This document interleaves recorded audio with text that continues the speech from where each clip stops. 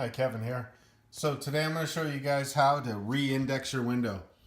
So basically what happens is if your battery dies sometimes, your window won't re-index. So after you open up using the trunk, whatever you got to do to get in your car type of thing, properly without breaking anything obviously, your window doesn't re-index. So I'm going to show you guys how to do that after you get your battery all charged and everything like that. I'll show you how you're going to re-index your window.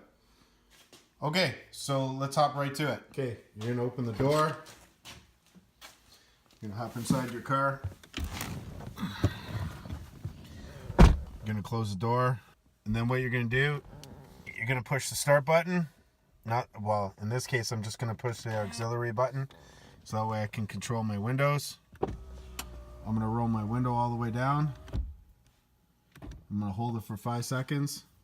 1, 2, 3, 4, 5. And I'm going to roll all the way up. Roll up your window. And you can see your window indexes. What you'll be able to see now is the window actually indexes back up. And now my window closes. That's how you index your window.